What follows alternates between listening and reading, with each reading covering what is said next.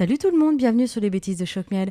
Aujourd'hui, je vous propose de réaliser une tapenade verte composée d'amandes et de basilic et vous allez voir toutes les étapes en vidéo.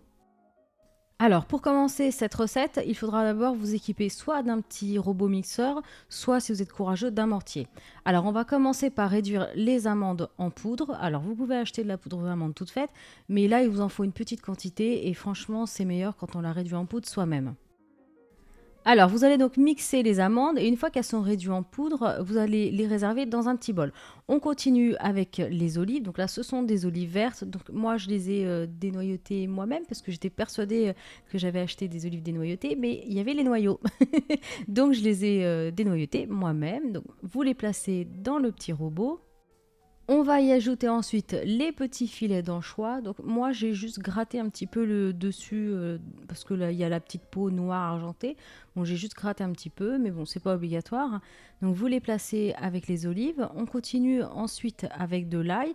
Donc là je l'ai déjà réduit en pulpe. C'est pas obligatoire. Vous pouvez ajouter directement une gousse d'ail avec le reste de la préparation.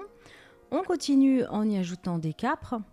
On continue en y ajoutant du poivre noir, c'est facultatif, c'est comme vous voulez. Par contre, n'ajoutez surtout pas de sel. Les olives sont conservées dans du saumur, donc c'est très salé. Les capres sont salés aussi, les anchois aussi, donc ne faites pas l'erreur d'ajouter du sel parce que ça sera vraiment trop salé, ça sera pas bon. On continue ensuite avec l'huile d'olive.